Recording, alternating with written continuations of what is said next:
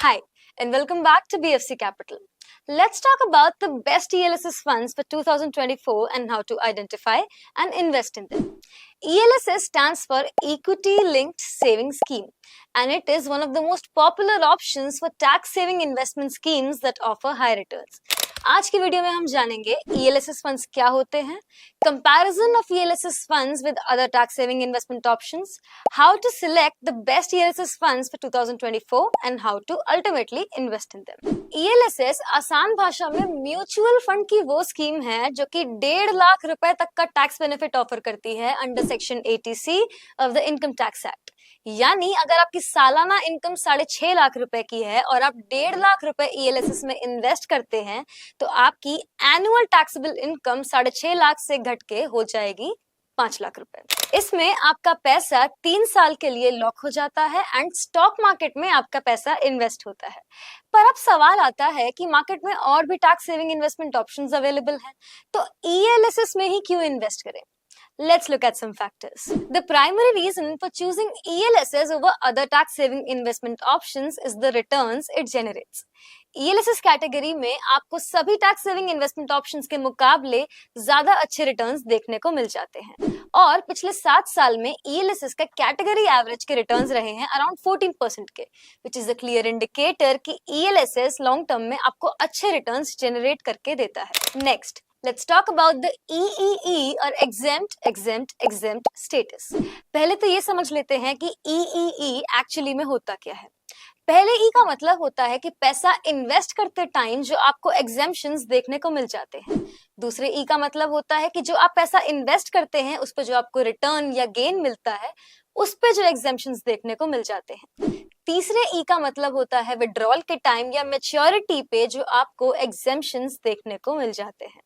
ELSS में आपको investment और विड्रॉल के टाइम पे एग्जेम्पशंस मिल जाएंगे, बट रिटर्न या गेन पे एज सच कोई एग्जेम्पशन देखने को नहीं मिलता है, जिसका सीधा सीधा मतलब ये हुआ कि अगर आपने इन्वेस्ट किए थे 1.5 लाख रुपए और उसकी वैल्यू हो जाती है 3 लाख रुपए तो आपका प्रॉफिट हुआ 1.5 लाख रुपए का। तो रीसेंट टैक्स रूल्स के according long term capital gain पे 1.25 लाख के एग्जेम्पशन मिलते हैं, विच मीन्स कि आपका जो 1.5 लाख का गेन हुआ उसमें से आपको 1,25,000 के एग्जेम्पशन मिल गए। देयरफॉर आपका जो टैक्सेबल कैपिटल गेन होगा वो होगा सिर्फ 25,000 रुपए का, जिस पे टैक्स लगेगा 12.5% as per the latest taxation rules of equity schemes. वहीं एक और एग्जांपल लेते हैं जिसमें आपने इन्वेस्ट किए थे 1.5 लाख रुपए और उसकी वैल्यू हो जाती है 2.5 लाख रुपए की। इस केस में आपका गेन हुआ 1 लाख रुपए का और long term capital gain exemption rule के अकॉर्डिंग आपको 1,25,000 के एग्जेम्पशन मिलते हैं, विच मीन्स कि आपका जो 1 लाख का गेन हुआ वो पूरा एग्जेम्प्ट हो जाएगा। इसलिए आपको अपने गेन पे कोई भी टैक्स नहीं देना पड़ेगा। एक्सेप्ट फॉर PPF ऐसा कोई भी टैक्स सेविंग इन्वेस्टमेंट ऑप्शन नहीं है जहां आपको EEE स्टेटस पूरा देखने को मिल जाएगा।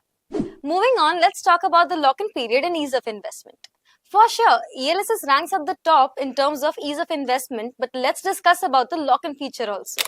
ELSS में आपको सभी tax saving investment options में सबसे कम lock-in period देखने को मिल जाएगा. That is of 3 years only. But. So here comes the wisdom shot of this video. Make no mistake, ELSS का लॉक इन पीरियड 3 साल का ही होता है, बट चूंकि आपका पैसा स्टॉक मार्केट में लग रहा है तो किसी भी डाइवर्सिफाइड इक्विटी म्यूचुअल फंड की तरह आपके इन्वेस्टमेंट का आइडियल इन्वेस्टमेंट होराइजन 7 साल का होगा। Therefore, invest in ELSS funds if and only if you want higher returns and can stay invested for a period of 7 years or more. You should stay invested in the long run to witness your investments perform to the best of their ability. इसलिए 2024 के top performing fund Bank of India ELSS tax saver fund के data से समझाती हूँ। अगर आपने 1 अप्रैल 2017 में 1.5 लाख रुपए इन्वेस्ट किए होते तो 1 अप्रैल 2020 में you would have earned a CAGR of 0.95% and your profit would have been 4,304 rupees only. यानी if you would have invested for a period of 3 years only and withdrew after the lock-in period, तो आपके जो returns होते वो काफी flat होते. Similarly, if you had stayed invested with this 1,50,000 rupees, ideally for 7 years, you would have gained an approximate return of 19.87% and your profit would have been 3,83,380 rupees. Therefore, we at BFC always suggest you to stay invested for a period of 7 years or more to save taxes and earn handsome returns on your investment. Now that you're actually starting to understand ELSS funds, आइए देखते हैं कि 2024 में best ELSS fund का चुनाव कैसे करें. देखिए, इसे करने के मेजरली 2 तरीके हैं. जो पहला तरीका है वो है द जॉन डो मेथड और what people usually do. Basically 38 mutual fund का डेटा उठाओ और पैरामीटर्स जैसे कि AUM, Sharpe ratio, ranking, expense ratio, इन सब की मदद से एक एक फंड को एनालाइज करो और इतना टाइम और एफर्ट लगाने के बाद जाके कहीं कोई एक फंड चूज करो. The second way is what we call the BFC way. Based on our research, ELSS category के 7 साल के रोलिंग रिटर्न, जो कि बेस्ट तरीका होता है किसी भी फंड की परफॉर्मेंस को एनालाइज करने का, वो रहे हैं अराउंड 14%. तो अगर आपको कोई भी ऐसा फंड दिखे जिसके 7 साल के रोलिंग रिटर्न्स 14% से ज्यादा हैं, तो you can invest your money in it without a second thought. Again, we are showing you scheme names to make you understand the data. पैसा लगा मत दीजिएगा. Talk to your financial advisor before investing. Another thing that you should be very mindful of while choosing the right ELSS fund for you is that in funds की ranking change होती रहती है. तो अगर आपने 3 साल के लिए कोई फंड चूज किया होता रैंकिंग के बेसिस पे, तो आपको अप्रोप्रिएट रिटर्न्स देखने को नहीं मिलते, क्योंकि अगेन इन फंड्स की रैंकिंग चेंज होती रहती है.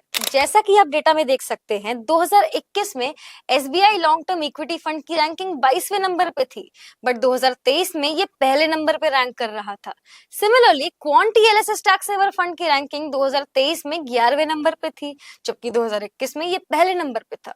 अभी प्रेजेंट का ही एग्जांपल देख लेते हैं. 2021 में 22वें नंबर पे था Motilal Oswal ELSS tax saver fund, जो कि आज 2024 में पहले नंबर पे है. तो रैंकिंग के बेसिस पे अपना डिसीजन फाइनल बिल्कुल ना करें, क्योंकि आज जो फंड ऊपर है वो कल को नीचे भी जा सकता है. एक और बात ध्यान देने वाली ये है कि आप ELSS में SIP के थ्रू इन्वेस्ट कर सकते हैं, बट इसमें आपकी हर SIP की इंस्टॉलमेंट 3 साल के लिए लॉक हो जाती है. For example, SIP deducted on October 2024 will be locked till October 2027 and so on. Again remember, ऊपर जितने भी म्यूचुअल फंड्स के नाम हमने मेंशन किए हैं या बताए हैं, जरूरी नहीं है कि जो पास्ट में उन्होंने रिटर्न्स दिए हैं वो फ्यूचर में उन रिटर्न्स को सस्टेन कर पाए या वही सेम रिटर्न्स दे. लास्टली देखिए, कोई भी फाइनेंशियल डिसीजन लेने से पहले अपनी इन्वेस्टमेंट होराइजन, रिस्क एपेटाइट और इन्वेस्टमेंट गोल्स को एनालाइज कर लें और किसी फाइनेंशियल एक्सपर्ट से बात कर लें, तभी कोई डिसीजन ले. Additionally, this video was for informational purposes only. We hope ये वीडियो देख के आपको सभी कॉन्सेप्ट समझ में आ गए होंगे and you would not have any questions or queries. But if you do, please drop them in the comment section below and we'll be happy to reach out to you as soon as possible. If you found this video helpful and learned something new, we urge you to share it with your friends and subscribe to our channel. जल्द मिलेंगे एक और video के साथ. Press the bell icon for instant updates.